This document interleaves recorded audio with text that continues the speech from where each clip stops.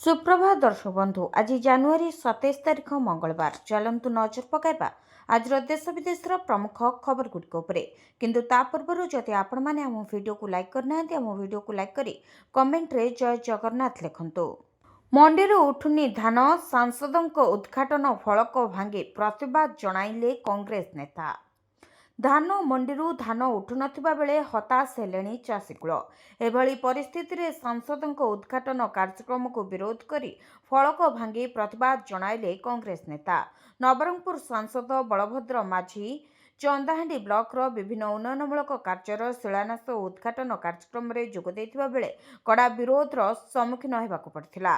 वरिष्ठ कांग्रेस नेता खेमराज बाघों नेतृत्व में कांग्रेस कर्मी माने निर्मित उद्घाटन फलक को भांगी विरोध करथिबा देखिबाकु मिलिथिला।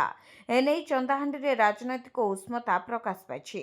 सांसद चंदाहांडी ब्लॉक रो मौलिक समस्या प्रति जेते दिन पर्यंत विमुख रहिबे सेते दिन जाए जोरदार विरोध कराजिबो बोली कहचंती कांग्रेस कर्मी। एही समस्या सेपटे जाजपुर जिल्ला रे मध्य देखिबाकु मिलिछि। जाजपुर जिल्ला रे धान मंडी रे कटनी छटनी और विभिन्न समस्या को क्षमतासीन दल बीजेपी और विरोधी बीजेडी मुहांमुही होइछंती। मंडी लागिथिले मध्य जाजपुर जिल्ला रे चाषीक धान उठु नथिबा नै चाषीक मध्यरे वृद्धि पाइथिला असंतोष, जाकु नै विरोधी दल सरकार को घेरिथिले। राज्य सरकार और जिला प्रशासन उपरे क्षोभ प्रकाश करथिले एवं आंदोलनर चेतावनी देथिले। 54,000 हेब केंद्रीय कर्मचारी मिनिमम सैलरी अष्टम वेतन को नहीं नुआ अपडेट। केंद्रीय कर्मचारी आसला खुशी खबर। अष्टम वेतन आयोग रे एकाथरके मिनिमम सैलरी बढ़ी 54,000 टंका। समस्त केंद्र सरकारी कर्मचारी एवं पेंशनभोगी एवं अष्टम वेतन कमिशन कार्यकारी हेबा पई उत्साहर सहित अपेक्षा करिसेंती। यार कार्यकारी प्रक्रिया मध्य त्वरान्वित होईछि। सरकार पूर्वरु एक कमिटी गठन करिसेंती जहा वर्तमान एक समीक्षा करुछि। समस्त कर्मचारी एवं समीक्षा रिपोर्ट शीघ्र कार्यकारी हेबो बोली आशा करुछंती। अष्टम वेतन कमिशन कार्यकारी हेबा द्वारा दरमारे एक गुरुत्वपूर्ण वृद्धि घटिबो। केंद्र सरकारी कर्मचारी सर्वोच्च प्रतिनिधित्व संस्था first sight national council of joint consultative machinery यार स्मारकपत्र प्रस्तुत करिवार प्रक्रिया आरंभ करिछि। एही परिप्रेक्षी रे ड्राफ्टिंग कमिटीर एक गुरुत्वपूर्ण बैठक 25 फेब्रुआरी 2026 रे नुआ दिल्ली रे अनुष्ठित हेबार कार्यक्रम रहिछि। एही बैठक रे अष्टम वेतन कमिशन को प्रदान कराजिबाकु थिबा प्रस्ताव गुड़िक प्रस्तुत कराजिबो। गुरुत्वपूर्ण कथा होछि कमिटी सदस्यों को 25 फेब्रुआरी पर प्राय गोटे सप्ताह पय दिल्ली रे रहिबाकु कुहा जायछि। तेबे सबठारु चर्चित दिग होछि फिटमेंट फैक्टर। फिटमेंट फैक्टर हेउछि सेही संख्या जेउथिरे नुआ दरमा निर्णय करिबा पय वर्तमान मौलिक दरमा को गुणन करा जाय। उदाहरण स्वरूप वर्तमान सर्वनिम्न मौलिक दरमा हेउछि 18,000 टंका। जदि फिटमेंट फैक्टर 2.0 हुए तेबे सर्वनिम्न दरमा 36,000 टंका को वृद्धि पाइबो। जदि फिटमेंट फैक्टर 3.0 को वृद्धि पाए तेबे सर्वनिम्न मौलिक दरमा 54,000 टंका होइजिबो। या व्यतीत 3.25 फिटमेंट फैक्टर सहित सर्वनिम्न मौलिक दरमा 58,500 टंका पहुंची पारे। आर्टिस्ट को मिलिबो प्रतिदिन 500 टंका। सरकार बड़ घोषणा। सरकार खास स्कीम प्रतिदिन एही आर्टिस्ट को मिलिबो 500 लेखाएं टंका। जानंतु केमिति पाइबे फायदा। सरकारଙ୍କର उद्देश्य सर्वदा यह सुनिश्चित करबा जे विकास योजना गुड़िक समाजर प्रत्येक वर्ग में पहुंचबो एवं लोकमानकु आत्मनिर्भरशील करबा पई सशक्त करबो। याकु दृष्टि रखी केंद्र एवं राज्य सरकार समय समय नुआ योजना कार्यकारी करिथांती। एपरि एक गुरुत्वपूर्ण योजना होची प्रधानमंत्री विश्वकर्मा कौशल सम्मान योजना। एही योजनार लक्ष्य पारंपरिक कारीगर एवं कारीगर मानकु आधुनिक तालीम और आर्थिक सहायता प्रदान करी सेमानक कार्य को सुदृढ़ करिबा। तेबे एही योजना सेमानक पई डिजाइन करा जायछि जो माने पीढ़ी पर पीढ़ी पारंपरिक कौशल एवं हस्तशिल्प माध्यम रे निजर जीविका अर्जन करी आसुछंती। उत्तम संबल सहित जोड़ी हुंतु जहा द्वारा सेमानक आय वृद्धि पाई परिबो एवं बाजार चाहिदा अनुसार सेमानक कार्य विकसित होई परिबो। तेबे एही योजना रे पंजीकृत हिताधिकारी को किछि दिन पई स्वतंत्र तालीम प्रदान करा जाय। एही तालीम सेमानकु सेमानकर पारंपरिक कार्य सहित जड़ित आधुनिक कौशल प्रदान करे। तालीम अवधि ଅବଧି ମଧ୍ୟରେ ସରକାର ପ୍ରତିଦିନ 500 ଟଙ୍କା ଭତ୍ତା ପ୍ରଦାନ କରନ୍ତି, ଯାହାଦ୍ୱାରା ସେମାନେ ଶିଖିବା ସମୟରେ ସେମାନଙ୍କର ଆୟ ପ୍ରଭାବିତ ନ ହୁଏ। ଏହି ସୁବିଧା କେବଳ ସେମାନଙ୍କ ପାଇଁ ଉପଲବ୍ଧ ଯେଉଁମାନେ ଯୋଜନା ଅଧୀନରେ ପଞ୍ଜୀକୃତ ହୋଇଛନ୍ତି। କୋଲକାତାରେ ବଡ଼ ଅଗ୍ନିକାଣ୍ଡ, ନିଆଁ ନେଇଗଲା 7 ଜୀବନ। କୋଲକାତାରେ ବଡ଼ ଅଗ୍ନିକାଣ୍ଡରେ ଚାଲିଗଲା 7 ଜଣଙ୍କ ଜୀବନ। ନାଜିରାବାଦରେ ଥିବା ଏକ ଗୋଦାମ ଘରେ ଅଗ୍ନିକାଣ୍ଡ ଘଟିବା ସହ 20ରୁ ଅଧିକ ଲୋକ ଆହତ ହୋଇଥିବା ସୂଚନା ମିଳିଛି। ଘଟଣାସ୍ଥଳରେ ଦମକଳ ବାହିନୀ ପହଞ୍ଚି ନିଆଁକୁ ଆୟତ୍ତ କରିବା ସହ ଗୋଦାମରେ ଥିବା ଲୋକଙ୍କୁ ଉଦ୍ଧାର କରିଛି। ତେବେ ସର୍ଟ ସର୍କିଟ୍ ପାଇଁ ନିଆଁ ଲାଗିଥିବା ପ୍ରାଥମିକ ତଦନ୍ତରୁ ଜଣାପଡ଼ିଛି। ଗୋଟିଏ ଗୋଦାମରେ ଅଗ୍ନିକାଣ୍ଡ ଅନ୍ୟ ଗୋଦାମକୁ ମାଡ଼ିବା ସହ ଭୟଙ୍କର ସ୍ଥିତି ଦେଖିବାକୁ ମିଳିଥିଲା। ଗ୍ରୀଷ୍ମ ଆରମ୍ଭ ନ ହେଉଣୁ ଦେଖାଦେଲାଣି ଉତ୍କଟ ଜଳ ସମସ୍ୟା। ପାଣି ପାଇଁ ଚାଲିବାକୁ ପଡ଼ୁଛି 1.5 କିଲୋମିଟର। ଗ୍ରୀଷ୍ମ ଆରମ୍ଭ ନ ହେଉଣୁ ଦେଖାଦେଲାଣି ଉତ୍କଟ ଜଳ ସମସ୍ୟା। ପାଣି ପାଇଁ 1.5 କିଲୋମିଟର ବାଟ ଚାଲିବାକୁ ହେଉଛି। ଗଜପତି ମୋହନା ବ୍ଲକର ଦୁର୍ଗମ ଇଲାକା ବାଡ଼େଗୁଡ଼ା ଗ୍ରାମ ପଞ୍ଚାୟତରୁ ସାମ୍ନାକୁ ଆସିଛି ଏଭଳି ଏକ ଘଟଣା। 9 ଓ 10 ନମ୍ବର ୱାର୍ଡରେ 3ଟି ନଳକୂପ ସହ ଗୋଟିଏ ସୌର ଚାଳିତ ପାଣି ଟାଙ୍କି ପ୍ରଶାସନ ପକ୍ଷରୁ ଯୋଗାଇ ଦିଆଯାଇଛି। ହେଲେ ନଳକୂପରୁ ଲୁହା ମିଶା ପାଣି ବାହାରୁଥିବାରୁ ଏହାକୁ ବ୍ୟବହାର କରିପାରୁନାହାନ୍ତି ଗ୍ରାମବାସୀ। ବିଭିନ୍ନ ସମୟରେ ଏନେଇ ଅଭିଯୋଗ କରାଯାଉଥିଲେ ମଧ୍ୟ କେହି ଏଥିପ୍ରତି କର୍ଣ୍ଣପାତ କରୁନାହାନ୍ତି। ଫଳରେ ବାଧ୍ୟ ହୋଇ ଗ୍ରାମବାସୀ 1.5 କିଲୋମିଟର ଦୂରକୁ ଯାଇ ପାଣି ସଂଗ୍ରହ କରୁଥିବା ଦେଖିବାକୁ ମିଳିଛି। 4 ବର୍ଷ ବିତିଲା, ଆଉ କେତେ ଅପେକ୍ଷା? ସରୁନି କଟକ ଚଣ୍ଡୀ ମନ୍ଦିର ଉନ୍ନତିକରଣ। 2022ରେ କଟକ ଚଣ୍ଡୀ ମନ୍ଦିର ଉନ୍ନତିକରଣ କାମ ଆରମ୍ଭ ହୋଇଥିଲା। ଇତିମଧ୍ୟରେ 4 ବର୍ଷ ବିତିଗଲାଣି, ହେଲେ କାମ ସରୁନି। ମନ୍ଦିର ସମ୍ପର୍କିତ ଅନେକ କାର୍ଯ୍ୟ ଓ ନିଷ୍ପତ୍ତିକୁ ନେଇ ସନ୍ଦେହ ମଧ୍ୟ ବଢ଼ିବାରେ ଲାଗିଛି। ସେପଟେ ଏହାକୁ ନେଇ ଆରମ୍ଭ ହୋଇଛି ରାଜନୈତିକ ବୟାନବାଜି। କଟକର ଆରାଧ୍ୟା ଦେବୀ ମା କଟକଚଣ୍ଡୀଙ୍କ ଭବ୍ୟ ମନ୍ଦିର ନିର୍ମାଣରେ ହେଉଛି ଅହେତୁକ ବିଳମ୍ବ। 2026 ମାର୍ଚ୍ଚ ସୁଦ୍ଧା ମନ୍ଦିର ନିର୍ମାଣ କାର୍ଯ୍ୟ ସମ୍ପୂର୍ଣ୍ଣ କରିବାକୁ ହାଇକୋର୍ଟଙ୍କ ନିର୍ଦ୍ଦେଶ ରହିଛି। ହେଲେ କାମ ବିଳମ୍ବ ନେଇ ଅସନ୍ତୋଷ ବଢ଼ିବାରେ ଲାଗିଛି। ଚଣ୍ଡୀ ମନ୍ଦିର ପରିସରରେ ଥିବା ଲକ୍ଷ୍ମୀନାରାୟଣ ମନ୍ଦିର, ସୂର୍ଯ୍ୟ ମନ୍ଦିର, ହନୁମାନ ମନ୍ଦିର ଓ ଶିବ ମନ୍ଦିର ନିର୍ମାଣ ଲାଗି ମଞ୍ଜୁର ହୋଇଥିଲା 2,31,28,000 ଟଙ୍କା। ହେଲେ 46,50,000 ଟଙ୍କାର କାର୍ଯ୍ୟାଦେଶ ହୋଇଛି। 4ଟି ମନ୍ଦିରକୁ ଭବ୍ୟ କରିବା ଲାଗି ଯେଉଁ ଅର୍ଥ ମଞ୍ଜୁର ହୋଇଥିଲା ତାହାକୁ କେଉଁ ଉଦ୍ଦେଶ୍ୟରେ କମାଇ ଦିଆଗଲା ସେ ନେଇ ସନ୍ଦେହ ସୃଷ୍ଟି ହୋଇଛି। କେବେ ସରିବ ମା କଟକଚଣ୍ଡୀଙ୍କ ଭବ୍ୟ ମନ୍ଦିର, ତାକୁ ହିଁ ରହିଛି ସମସ୍ତଙ୍କ ଅପେକ୍ଷା। ଆଜିଠୁ ପୁଣି ବଢ଼ିବ ପାରଦ। ଉଦୟଗିରିଠାରେ ସର୍ବନିମ୍ନ ତାପମାତ୍ରା 4.8 ଡିଗ୍ରୀ ରେକର୍ଡ। ରାଜ୍ୟର ଆଭ୍ୟନ୍ତରୀଣ ଓ ପଶ୍ଚିମ ଓଡ଼ିଶାରେ କିଛି କିଛି ଅଞ୍ଚଳ ଏବେ ବି ଥଣ୍ଡାରେ ଥରୁଛି। ଉଦୟଗିରିଠାରେ ସର୍ବନିମ୍ନ ତାପମାତ୍ରା 4.8 ଡିଗ୍ରୀ ରେକର୍ଡ ହୋଇଛି। ଅନ୍ୟପଟେ ଉପକୂଳ ଓଡ଼ିଶାରେ ରାତି ତାପମାତ୍ରା ବଢ଼ିଛି। ତେବେ ଆଜିଠାରୁ ରାଜ୍ୟରେ ରାତି ପାରଦର ସ୍ତର ଧୀରେ ଧୀରେ ବଢ଼ିବା ଆରମ୍ଭ ହେବ। ଆସନ୍ତା 4 ଦିନ ମଧ୍ୟରେ ରାତି ତାପମାତ୍ରା 2ରୁ 3 ଡିଗ୍ରୀ ପର୍ଯ୍ୟନ୍ତ ବଢ଼ିପାରେ। ତେବେ ରାଜଧାନୀ ଓ ଏହାର ଆଖପାଖ ଅଞ୍ଚଳରେ କୁହୁଡ଼ି ପଡ଼ିବା, ଦିନର ସର୍ବୋଚ୍ଚ ତାପମାତ୍ରା 32 ଡିଗ୍ରୀ ଓ ସର୍ବନିମ୍ନ ରାତି ତାପମାତ୍ରା 14 ଡିଗ୍ରୀ ମଧ୍ୟରେ ରହିବ ବୋଲି ପାଣିପାଗ ବିଭାଗ ପକ୍ଷରୁ ଆକଳନ କରାଯାଇଛି। କର୍ତ୍ତବ୍ୟ ପଥରେ ବୀରତ୍ୱ ଓ ସଂସ୍କୃତିର ମହାସଙ୍ଗମ ମିନି ଭାରତର ଝଲକ ଦେଖିଲା ବିଶ୍ୱ। 77ତମ ଗଣତନ୍ତ୍ର ଦିବସ ମହା ସମାରୋହରେ ପାଳିତ ହୋଇଯାଇଛି। ଏହି ଅବସରରେ ଦିଲ୍ଲୀର କର୍ତ୍ତବ୍ୟ ପଥରେ ଅନୁଷ୍ଠିତ ହୋଇଥିଲା ପରେଡ୍ ଉତ୍ସବ। ଏହି ଉତ୍ସବରେ ରାଷ୍ଟ୍ରପତି ଦ୍ରୌପଦୀ ମୁର୍ମୁ ଯୋଗ ଦେଇଥିଲେ। ରାଷ୍ଟ୍ରପତି ଦ୍ରୌପଦୀ ମୁର୍ମୁ ମୁଖ୍ୟ ଅତିଥି ଭାବେ ଉତ୍ସବରେ ଯୋଗ ଦେଇଥିଲେ। ସେହିପରି ୟୁରୋପୀୟ ପରିଷଦର ଅଧ୍ୟକ୍ଷ ଆଣ୍ଟୋନିଓ କୋଷ୍ଟା ଓ ୟୁରୋପୀୟ କମିଶନର ଅଧ୍ୟକ୍ଷ ଉର୍ସୁଲା ଭନ୍ ଡେର୍ ଲେନ୍ଙ୍କ ସହିତ ପହଞ୍ଚିଥିଲେ ରାଷ୍ଟ୍ରପତି। ପ୍ରଧାନମନ୍ତ୍ରୀ ନରେନ୍ଦ୍ର ମୋଦି ଓ ରାଷ୍ଟ୍ରପତି ଅତିଥିମାନଙ୍କୁ ସ୍ୱାଗତ କରିଥିଲେ। ତେବେ ରାଷ୍ଟ୍ରପତିଙ୍କୁ 21 ତୋପ ସଲାମି ଦିଆଯାଇଥିଲା। ପ୍ରାୟ 90 ମିନିଟ୍ ଧରି ଚାଲିଥିଲା ପରେଡ୍ରେ ଘଣ୍ଟା ପ୍ରତି 900 କିଲୋମିଟର ବେଗରେ ରାଫେଲ ଗର୍ଜନ କରିଥିଲା। ଏହା ସହିତ C-130 ଓ C-295ର ପ୍ରଦର୍ଶନ ବାୟୁସେନା ପକ୍ଷରୁ କରାଯାଇଥିଲା। ସ୍ୱଦେଶୀ ହାଇପରସୋନିକ୍ କ୍ଷେପଣାସ୍ତ୍ରର ପ୍ରଥମ ଝଲକ ମଧ୍ୟ ଦେଖିବାକୁ ମିଳିଥିଲା। ପରେଡ୍ରେ ପ୍ରଥମ ଥର ପାଇଁ ସ୍ୱଦେଶୀ ହାଇପରସୋନିକ୍ କ୍ଷେପଣାସ୍ତ୍ର ପ୍ରଦର୍ଶନ କରାଯାଇଥିଲା। ପାକିସ୍ତାନ ସୀମାରେ ନିୟୋଜିତ ବ୍ୟାକ୍ଟ୍ରିଆନ୍ ଓଟମାନଙ୍କୁ ମଧ୍ୟ ପରେଡ୍ରେ ସାମିଲ କରାଯାଇଥିଲା। 17ଟି ରାଜ୍ୟରୁ 30ଟି ପ୍ରଜ୍ଞାପନ ମେଢ଼ ଅଂଶଗ୍ରହଣ କରିଥିଲା। ଭୈରବ ବାଟାଲିୟନ ପ୍ରଥମ ଥର ପାଇଁ ସାହସିକତା ପ୍ରଦର୍ଶନ କରିଥିଲା। ସେହିପରି ମହିଳା ଅଗ୍ନିବୀରମାନେ ବାୟୁସେନା ମାର୍ଚିଂ ବ୍ୟାଣ୍ଡରେ ଅଂଶଗ୍ରହଣ କରିଥିଲେ। ଗୃହ ମନ୍ତ୍ରଣାଳୟର ଜାତୀୟ ବିପର୍ଯ୍ୟୟ ପରିଚାଳନା ପ୍ରାଧିକରଣ ଓ ଏନ୍ଡିଆର୍ଏଫ୍ ପ୍ରଜ୍ଞାପନ ମେଢ଼ରେ ଭୁଜ ଭୂମିକମ୍ପର 25 ବର୍ଷର ପୂର୍ବର ଘଟଣାକୁ ଚିତ୍ରଣ କରାଯାଇଥିଲା। ଦେବଗଡ଼ରେ 5 ବର୍ଷର ନାବାଳିକାକୁ ଦୁଷ୍କର୍ମ ଅଭିଯୋଗ, ଅଭିଯୁକ୍ତ ଅଟକ।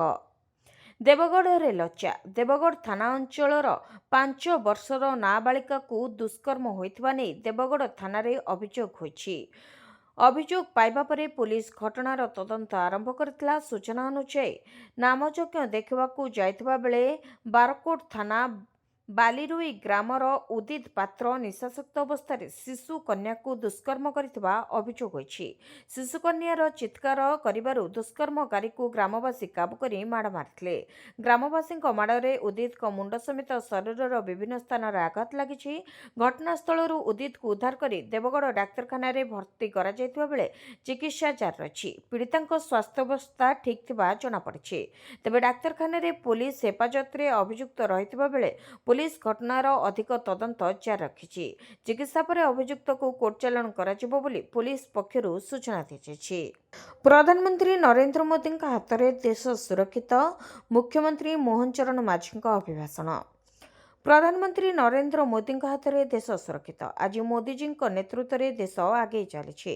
ତାଙ୍କର ସବକା ସାଥ, ସବକା ବିକାଶ, ସବକା ବିଶ୍ୱାସ ଓ ସବକା ପ୍ରୟାସ ନୀତିକୁ ଆପଣାଇ ଦେଶ ଅଗ୍ରଗତି ପଥରେ ଚାଲିଛି ବୋଲି କହିଥିଲେ ମୁଖ୍ୟମନ୍ତ୍ରୀ ମୋହନ ଚରଣ ମାଝୀ। ଦେଶରୁ 25 କୋଟି ଲୋକ ଗରିବୀରୁ ଉପରକୁ ଉଠିଛନ୍ତି। କଟକଠାରେ ବାରବାଟୀ ଷ୍ଟାଡିୟମରେ ଆୟୋଜିତ ସାଧାରଣତନ୍ତ୍ର ଦିବସ ପାଳନ ଅବସରରେ ଜାତୀୟ ପତାକା ଉଡ଼ାଇବା ପରେ ଉଦ୍ବୋଧନ ଦେଇ ଏପରି କିଛି କହିଥିଲେ ମୁଖ୍ୟମନ୍ତ୍ରୀ ମୋହନ ଚରଣ ମାଝୀ। ମୁଖ୍ୟମନ୍ତ୍ରୀ ମୋହନ ଚରଣ ମାଝୀ ଆହୁରି କହିଥିଲେ ଯେ ଆମ ସରକାର ଲୋକଙ୍କ ହିତ ପାଇଁ କାମ କରୁଛି। ଆମ ସରକାର ସବୁବେଳେ ଆପଣଙ୍କ ପାଖରେ ଠିଆ ହୋଇଛି। ଏବେ ଚାଷୀମାନଙ୍କ ବାର୍ଷିକ ଆୟ ପୂର୍ବ ଅପେକ୍ଷା ଅଧିକ ହୋଇ ଏବେ 61,000 ଟଙ୍କାରେ ପହଞ୍ଚିଛି। ଆମ ସରକାର ଯୁବ, ଚାଷୀ, ମହିଳା ଓ ଗରିବଙ୍କ ପାଇଁ କାର୍ଯ୍ୟ କରୁଛି। ଶିଳ୍ପ କ୍ଷେତ୍ରରେ ଆମ ଓଡ଼ିଶା ଆଗକୁ ଯାଉଛି। ରାଜ୍ୟରେ 35,000 ନୂତନ ନିଯୁକ୍ତି ଲାଗି ପରିବେଶ ସୃଷ୍ଟି ହୋଇଛି। ଓଡ଼ିଶାରେ ଆଗାମୀ ଦିନରେ ଅଭୂତପୂର୍ବ ଶିଳ୍ପାୟନ ହେବାକୁ ଯାଉଛି। ଏନେଇ ମୁଁ ଓଡ଼ିଶାବାସୀଙ୍କୁ ଆଶ୍ୱସ୍ତ କରାଇବାକୁ ଚାହୁଁଛି ବୋଲି କହିଥିଲେ ମୁଖ୍ୟମନ୍ତ୍ରୀ। ଆଉ ପାଦେ ଆଗକୁ ବଢ଼ିବ ଭାରତ, ୟୁରୋପୀୟ ସଂଘ ସହ ବଢ଼ିବ ବାଣିଜ୍ୟିକ ସମ୍ପର୍କ। କିଛି ଘଣ୍ଟାର ଅପେକ୍ଷା। ଭାରତ ସହ ୟୁରୋପୀୟ ସଂଘ କରିବାକୁ ଯାଉଛି ବଡ଼ ବାଣିଜ୍ୟିକ ଚୁକ୍ତି। ଏହାର ନାଁ ରହିଛି mother of all deals.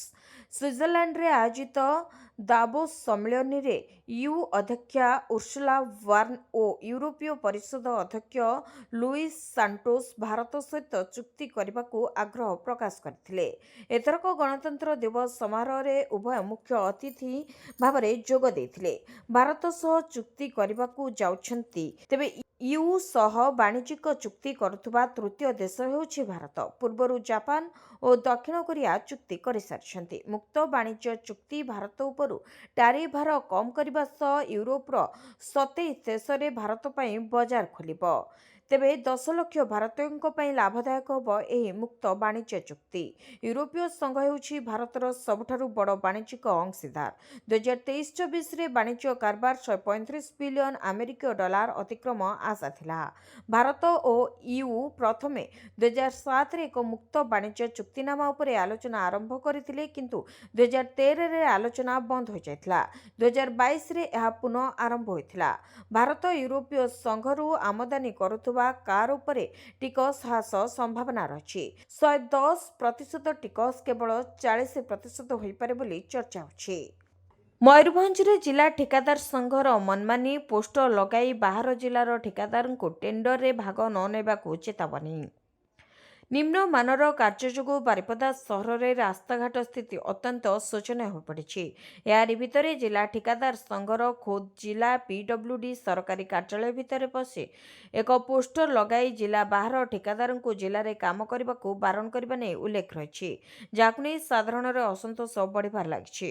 Mayurbhanj ଜିଲ୍ଲା PWD ସରକାରୀ କାର୍ଯ୍ୟାଳୟ ଭିତରେ ପୋଷ୍ଟର ଲାଗିଛି, ଜିଲ୍ଲା ବାହାର ଠିକାଦାର ଟେଣ୍ଡର ପ୍ରକ୍ରିୟାରେ ଭାଗ ନେଇ ପାରିବେନି, ନେଲେ ଜିଲ୍ଲା ଠିକାଦାର ସଂଘ ଏହାର ବିରୋଧ କରିବ। ତେବେ ନିୟମ ଅନୁସାରେ ପୂର୍ତ୍ତ ବିଭାଗଠାରୁ ଲାଇସେନ୍ସ ପାଇଥିବା ଠିକାଦାର ରାଜ୍ୟର ଯେକୌଣସି ଅଞ୍ଚଳରେ ଟେଣ୍ଡର ପ୍ରକ୍ରିୟାରେ ଭାଗ ନେଇ କାମ କରିପାରିବ।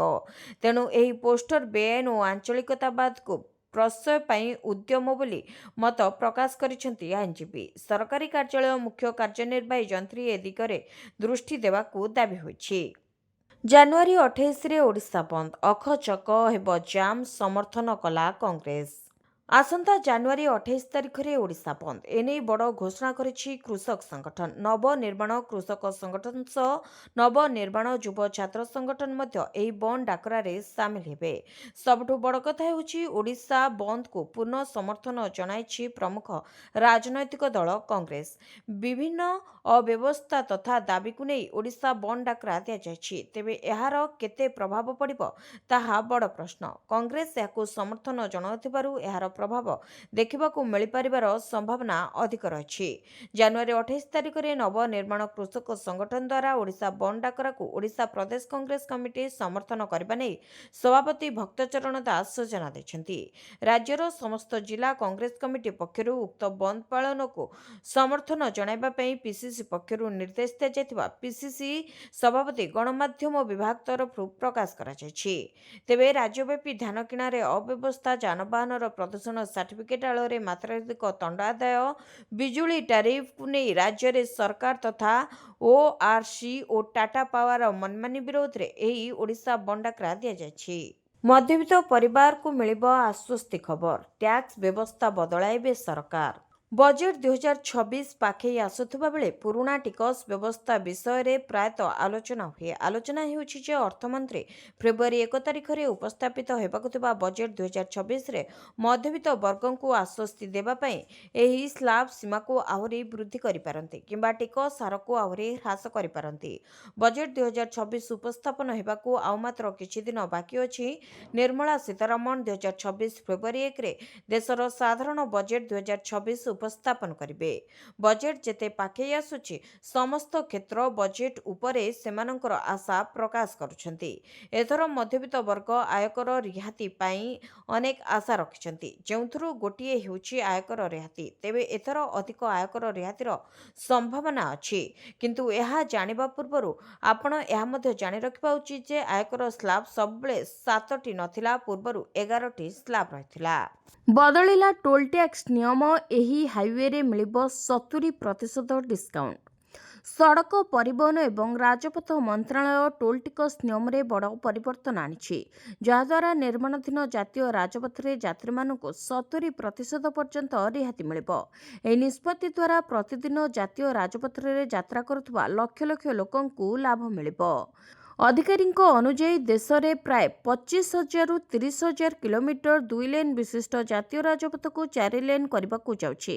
ଏହି ପ୍ରକଳ୍ପଗୁଡ଼ିକରେ ପ୍ରାୟ 10 ଲକ୍ଷ କୋଟି ଟଙ୍କାର ବିନିଯୋଗ କରାଯାଉଛି। ସରକାର ଜାତୀୟ ରାଜପଥରେ ମାଲ ପରିବହନ ଅଂଶକୁ ବର୍ତ୍ତମାନର 40%ରୁ 80%କୁ ବୃଦ୍ଧି କରିବାକୁ ଲକ୍ଷ୍ୟ ରଖିଛନ୍ତି। ତେଣୁ ନୂଆ ନିୟମ ଅନୁଯାୟୀ 4 ଲେନ୍ ବିଶିଷ୍ଟ ରାଜପଥକୁ 6 କିମ୍ବା 8 ଲେନ୍ ବିଶିଷ୍ଟ ରାଜପଥରେ ପରିଣତ କରିବା ସମୟରେ ଯାତ୍ରୀମାନଙ୍କ ପାଇଁ ଟୋଲ୍ ଟିକସରେ 25% ରିହାତି ପ୍ରଦାନ କରାଯାଉଛି। ଏପରି ପରିସ୍ଥିତିରେ ଡ୍ରାଇଭରମାନଙ୍କୁ ନିର୍ଦ୍ଧାରିତ ଟୋଲ୍ କେବଳ 75% ଦେବାକୁ ପଡ଼ିବ। ଟୋଲ୍ ରାସ୍ତାର ମୂଲ୍ୟ ସମ୍ପୂର୍ଣ୍ଣ ଭାବରେ ଆଦାୟ ହେବା ପରେ ଟୋଲ୍ ଟିକସର କେବଳ 40% ଆଦାୟ କରିବା ପାଇଁ ପୂର୍ବ କାର୍ଯ୍ୟକାରୀ ହେଉଥିବା ଆଉ ଏକ ନିୟମ। ଏବେ ନୂଆ ପରିବର୍ତ୍ତନ ସହିତ ନିର୍ମାଣ ସମୟରେ ମଧ୍ୟ ଯାତ୍ରୀମାନେ ଗୁରୁତ୍ୱପୂର୍ଣ୍ଣ ଆଶ୍ୱସ୍ତି ପାଇବେ। ବେଦାନ୍ତ କଳିଙ୍ଗ ଲାନର୍ସ ଚାମ୍ପିୟନ, ରୋମାଞ୍ଚକର ଫାଇନାଲରେ ରାଞ୍ଚି ରୟାଲ୍ସ ପରାସ୍ତ। ହକି ଇଣ୍ଡିଆ ଲିଗ୍ 2026ର ଚାମ୍ପିୟନ ହେଉଛି ଓଡ଼ିଶାର କଳିଙ୍ଗ ଲାନର୍ସ।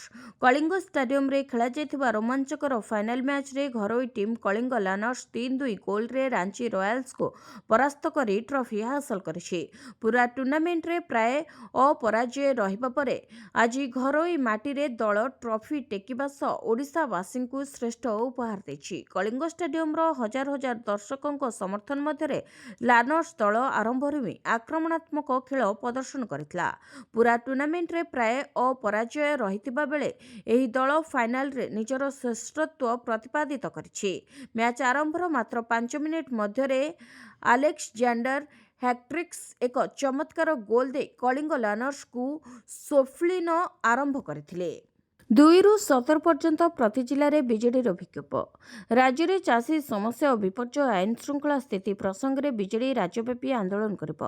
ଆସନ୍ତା 2ରୁ ବିଜେଡି ରାସ୍ତାକୁ ଓହ୍ଲାଇବ ବୋଲି ଦଳ ପକ୍ଷରୁ ସୂଚନା ଦିଆଯାଇଛି। ଶଙ୍ଖଭବନରେ ଆୟୋଜିତ ସାମ୍ବାଦିକ ସମ୍ମିଳନୀରେ ଦଳର ବରିଷ୍ଠ ଉପସଭାପତି, ବିରୋଧୀ ଦଳ ଉପନେତା, ଦଳର ଉପସଭାପତି ରାଜ୍ୟ ବିଜେପି ସରକାରଙ୍କ ବିଫଳତାକୁ ବଖାଣିବା ସହିତ ପ୍ରତିଶ୍ରୁତି ପ୍ରତାରଣାରେ ପରିଣତ ହୋଇଛି ବୋଲି କହିଥିଲେ। ତେବେ ରାଜ୍ୟରେ ମଣ୍ଡି ଖୋଲିବାରେ ବିଳମ୍ବ ହେଉଥିବାରୁ କ୍ଷୁଦ୍ର ଚାଷୀ ଅଭାବୀ ବିକ୍ରି କରିବାକୁ ବାଧ୍ୟ ହେଲେ, ଅନ୍ୟପକ୍ଷରେ ରାଜ୍ୟର ଆଇନ ଶୃଙ୍ଖଳା ସ୍ଥିତି ବିପର୍ଯ୍ୟସ୍ତ ହୋଇପଡ଼ିଛି। ସରକାରୀ ତଥ୍ୟ ଅନୁଯାୟୀ 40,000ରୁ ଅଧିକ ମହିଳା ବିଭିନ୍ନ ପ୍ରକାର ନିର୍ଯାତନାର ଶିକାର ହୋଇଛନ୍ତି। ସାମ୍ପ୍ରତିକ ଉତ୍ତେଜନା ବୃଦ୍ଧି ପାଇଛି। ସାଧାରଣ ଲୋକେ ଏବେ ଥାନାକୁ ଯିବାକୁ ଭୟ କରୁଛନ୍ତି। ବିଜେଡି ସଭାପତିଙ୍କ ନିର୍ଦ୍ଦେଶ କ୍ରମେ ଆସନ୍ତା 2ରୁ 17 ତାରିଖ ପର୍ଯ୍ୟନ୍ତ ରାଜ୍ୟର ପ୍ରତି ଜିଲ୍ଲାରେ ବିକ୍ଷୋଭ କରାଯିବ। ଫେବୃଆରୀ 24ରେ ଭୁବନେଶ୍ୱରରେ ଏକ ପ୍ରତିବାଦ ସଭା ହେବ। ସାମ୍ବାଦିକ ସମ୍ମିଳନୀରେ ବିରୋଧୀ ଦଳ ନେତାଙ୍କ ରାଜନୈତିକ ସଚିବ ସନ୍ତୃପ୍ତ ମିଶ୍ର ଓ ପୂର୍ବତନ ମନ୍ତ୍ରୀ ଟୁକୁନି ସାହୁ ମଧ୍ୟ ଉପସ୍ଥିତ ଥିଲେ। ଏହି ଦିନ ପୁଣି ହିତାଧିକାରୀଙ୍କ ଖାତାକୁ ଆସିବ ସୁଭଦ୍ରା ଟଙ୍କା। ଜାଣନ୍ତୁ ପୁରା ଅପଡେଟ୍। ସୁଭଦ୍ରାର ତୃତୀୟ କିସ୍ତି ଟଙ୍କା ହିତାଧିକାରୀଙ୍କ ଖାତାକୁ ଆସିସାରିଥିବା ବେଳେ ଏବେ ଚତୁର୍ଥ କିସ୍ତି ଟଙ୍କାକୁ ନେଇ ଚର୍ଚ୍ଚା ଜୋର ଧରିଛି। ରାଜ୍ୟ ସରକାରଙ୍କର ଫ୍ଲାଗସିପ୍ ସୁଭଦ୍ରା ଯୋଜନାରେ 3ଟି କିସ୍ତି ଟଙ୍କା ପାଇସାରିଛନ୍ତି ହିତାଧିକାରୀ। 3ଟି କିସ୍ତିରେ ମୋଟ 15,000 ଟଙ୍କା ପାଇସାରିଛନ୍ତି 1 କୋଟିରୁ ଅଧିକ ମହିଳା। ଏହା ସହିତ ଗତ 22 ତାରିଖରେ ନୂଆକରି ଆବେଦନ କରିଥିବା ଏବଂ ପୂର୍ବ କିସ୍ତି ପାଇନଥିବା ମହିଳାଙ୍କ ଖାତାକୁ ମଧ୍ୟ ଟଙ୍କା ପଠାଇଛନ୍ତି ରାଜ୍ୟ ସରକାର। ତେବେ ତୃତୀୟ କିସ୍ତି ଟଙ୍କା ମହିଳାଙ୍କ ଖାତାକୁ ଆସିସାରିଥିବା ବେଳେ ଏବେ ଚତୁର୍ଥ କିସ୍ତି ଟଙ୍କାକୁ ନେଇ ଚର୍ଚ୍ଚା ଜୋର ଧରିଛି। କେବେ ଚତୁର୍ଥ କିସ୍ତି ଟଙ୍କା ଆସିବ, କେଉଁମାନେ ପାଇବେ ଏହି ଟଙ୍କା, ତାକୁ ନେଇ ଏବେ ଆଲୋଚନା ହେଉଛି। ତେବେ ସରକାରଙ୍କ ସୂଚନା ଅନୁସାରେ ସମସ୍ତ ଯୋଗ୍ୟ ହିତାଧିକାରୀଙ୍କ ନିକଟରେ ସୁଭଦ୍ରା ଟଙ୍କା ପହଞ୍ଚିବ। ଏନେଇ ପୂର୍ବରୁ ମଧ୍ୟ ଘୋଷଣା କରାସରିଛି। ଆସନ୍ତା ମହିଳା ଦିବସ ଅର୍ଥାତ୍ 2026 ମାର୍ଚ୍ଚ 8 ତାରିଖରେ ସୁଭଦ୍ରା ଯୋଜନାର ଚତୁର୍ଥ କିସ୍ତି ଟଙ୍କା ମିଳିବ। ରାକ୍ଷୀ ପୂର୍ଣ୍ଣିମାରେ ତୃତୀୟ କିସ୍ତି ଟଙ୍କା ମିଳିଥିଲା। ଏବେ ଚତୁର୍ଥ କିସ୍ତି ଟଙ୍କା ଆନ୍ତର୍ଜାତୀୟ ମହିଳା ଦିବସରେ ହିତାଧିକାରୀଙ୍କ ଖାତାକୁ ଆସିବ ବୋଲି ଚର୍ଚ୍ଚା ହେଉଛି। ଖୁବ୍ ଶୀଘ୍ର ଚାଷୀଙ୍କ ଖାତାକୁ ଆସିବ 2,000 ଟଙ୍କା। ପ୍ରଧାନମନ୍ତ୍ରୀ କିଷାନ ସମ୍ମାନ ନିଧି ଯୋଜନା କିମ୍ବା ପ୍ରଧାନମନ୍ତ୍ରୀ କିଷାନ ଭାରତ ଯୋଜନା ସରକାରଙ୍କର ଏକ ଗୁରୁତ୍ୱପୂର୍ଣ୍ଣ କୃଷକ କଲ୍ୟାଣ ଯୋଜନା। ଏହି ଯୋଜନାରେ ଦେଶର ଚାଷୀ ପରିବାରକୁ ବାର୍ଷିକ 6,000 ଟଙ୍କାର ଆର୍ଥିକ ସହାୟତା ଯୋଗାଇ ଦେଉଛନ୍ତି ସରକାର, ଯାହାଦ୍ୱାରା ସେମାନେ ସେମାନଙ୍କର ଚାଷ ଓ ପାରିବାରିକ ଖର୍ଚ୍ଚରେ କିଛି ସହାୟତା ପାଇପାରୁଛନ୍ତି। ତେବେ ପିଏମ୍ କିଷାନ ଯୋଜନାର 21ତମ କିସ୍ତି ଟଙ୍କା ଚାଷୀଙ୍କ ଖାତାକୁ ଆସିସାରିଥିବା ବେଳେ ଏବେ 22ତମ କିସ୍ତି ଟଙ୍କାକୁ ନେଇ ଚର୍ଚ୍ଚା ଧରିଛି। କେବେ ଆସିବ ଏହି 22ତମ କିସ୍ତି ଟଙ୍କା, ତାକୁ ନେଇ ଆଲୋଚନା ବଢ଼ିଛି। ପ୍ରଧାନମନ୍ତ୍ରୀ କିଷାନ ଯୋଜନାର 22ତମ କିସ୍ତି ମାର୍ଚ୍ଚରୁ ଏପ୍ରିଲ 2026 ମଧ୍ୟରେ ଚାଷୀଙ୍କ ବ୍ୟାଙ୍କ ଆକାଉଣ୍ଟରେ ଜମା ହେବାର ସମ୍ଭାବନା ରହିଛି। ଜାତୀୟ ଗଣମାଧ୍ୟମର ରିପୋର୍ଟ ଅନୁସାରେ ଏହି ଟଙ୍କା ମାର୍ଚ୍ଚ ଶେଷ କିମ୍ବା ଏପ୍ରିଲ ଆରମ୍ଭରେ ଜମା ହୋଇପାରେ। କିନ୍ତୁ ଏନେଇ ସରକାରଙ୍କ ପକ୍ଷରୁ ଏଯାବତ୍ କୌଣସି ତାରିଖ ଘୋଷଣା କରାଯାଇ ନାହିଁ। ସାଧାରଣତଃ ଏହି କିସ୍ତି ପ୍ରତି 4 ମାସରେ ଥରେ ଦିଆଯାଇଥାଏ। ପ୍ରତ୍ୟେକ କିସ୍ତିର ପରିମାଣ 2,000 ଟଙ୍କା ହୋଇଥାଏ। ପୂର୍ବରୁ 21ତମ କିସ୍ତି ଟଙ୍କା ନଭେମ୍ବର 19, 2025ରେ ତାମିଲନାଡୁର କୋଏମ୍ବାଟୁରରେ ପ୍ରଦାନ କରାଯାଇଥିଲା। ଏବେ 22ତମ କିସ୍ତି ଟଙ୍କା କେଉଁଠୁ ସରକାର ପଠାଇବେ ତାକୁ ନେଇ ଚର୍ଚ୍ଚା ହେଉଥିବା ବେଳେ 22ତମ କିସ୍ତି ଟଙ୍କାକୁ ଅପେକ୍ଷା କରି ରହିଛନ୍ତି ଲକ୍ଷାଧିକ ଚାଷୀ ଭାଇ ଓ ଭଉଣୀମାନେ। ସରକାରୀ ସ୍କିମ୍ରେ ମହିଳାଙ୍କୁ ପ୍ରତି ମାସରେ ମିଳିବ 7,000 ଟଙ୍କା।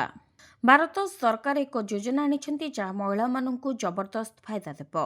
ତେବେ କେନ୍ଦ୍ର ସରକାରଙ୍କ ଯୋଜନାରେ କଥା ଆମେ କହୁଛୁ। ଏଥିରେ ମହିଳାଙ୍କୁ 7,000 ଟଙ୍କା ମିଳିବ।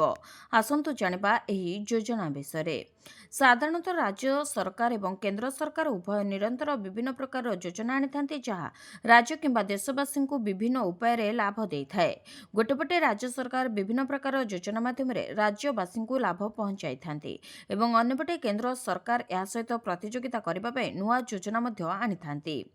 ସେହିଭଳି ଏକ ଯୋଜନା ଆସିଛି। ମହିଳା ପ୍ରାର୍ଥୀମାନେ ଏହି ଯୋଜନାରେ ନିଶ୍ଚିତ ଭାବରେ ଆବେଦନ କରିପାରିବେ। ମହିଳା ପ୍ରାର୍ଥୀମାନେ କେବଳ ଶିକ୍ଷାଗତ ଯୋଗ୍ୟତା ଭାବରେ ଅତି କମ୍ରେ ମାଧ୍ୟମିକ ପାସ୍ କରିଥିଲେ ହିଁ ଏହି ଯୋଜନାରେ ଆବେଦନ କରିବାର ସୁଯୋଗ ପାଇବେ। କେବଳ ସେତିକି ନୁହେଁ, 18 ବର୍ଷରୁ 60 ବର୍ଷ ପର୍ଯ୍ୟନ୍ତ କୌଣସି ବୟସର ମହିଳାମାନେ ଏହି ଯୋଜନାରେ ଆବେଦନ କରିପାରିବେ। ତେବେ ଏହି ଯୋଜନାର ନାଁ ହେଉଛି ବୀମା ସଖୀ ଯୋଜନା, ଯାହା ମାଧ୍ୟମରେ ମହିଳାମାନଙ୍କୁ ସ୍ୱାବଲମ୍ବୀ କରାଇବା ପାଇଁ ମାସିକ ଆର୍ଥିକ ସହାୟତା ପ୍ରଦାନ କରାଯାଇଥାଏ, ଯାହାକି 7,000 ଟଙ୍କା ରହିଛି। ତେବେ ସମସ୍ତ ଯୋଗ୍ୟ ମହିଳା ଏହି ଯୋଜନାର ଲାଭ ନେଇପାରିବେ। ନିକଟସ୍ଥ କେନ୍ଦ୍ରକୁ ଯାଇ କିମ୍ବା ଅନଲାଇନ୍ ସରକାରୀ ୱେବସାଇଟ୍ ପରିଦର୍ଶନ କରି ସେମାନଙ୍କର ଆବେଦନ ସେମାନେ ଦାଖଲ କରିପାରିବେ। ଏହି ଯୋଜନାରେ ଆବେଦନ କରିବା ପାଇଁ ମହିଳାଙ୍କ ପାଖରେ ସେମାନଙ୍କର ଯୋଗ୍ୟତା ପ୍ରମାଣପତ୍ର ସ୍ୱରୂପ ଏକ ଶିକ୍ଷାଗତ ଯୋଗ୍ୟତାର ଡକୁମେଣ୍ଟ ଏବଂ ବାସସ୍ଥାନର ପ୍ରମାଣପତ୍ର ସ୍ୱରୂପ ଏକ ମାଧ୍ୟମିକ ସ୍କୁଲ ଆଡମିଟ୍ କାର୍ଡ କିମ୍ବା ଭୋଟର କାର୍ଡ କିମ୍ବା ଆଧାର କାର୍ଡ ଥିବା ଆବଶ୍ୟକ। ভিডিওটিକୁ ଶେଷ ଯାଏ ଦେଖିଥିବାରୁ ଆପଣଙ୍କୁ ଧନ୍ୟବାଦ। ଯଦି ଆପଣମାନେ ଏପର୍ଯ୍ୟନ୍ତ ଆମ ଭିଡ଼ିଓକୁ ଲାଇକ୍ କରିନାହାନ୍ତି, ଆମ ଭିଡ଼ିଓକୁ ଲାଇକ୍ କରି କମେଣ୍ଟରେ ଜୟ ଜଗନ୍ନାଥ ଲେଖନ୍ତୁ। ଏଥିସହିତ ଆମ ଚ୍ୟାନେଲକୁ ସବସ୍କ୍ରାଇବ୍ କରି ପାଖରେ ଥିବା ବେଲ୍ ଆଇକନ୍କୁ ପ୍ରେସ୍ କରନ୍ତୁ।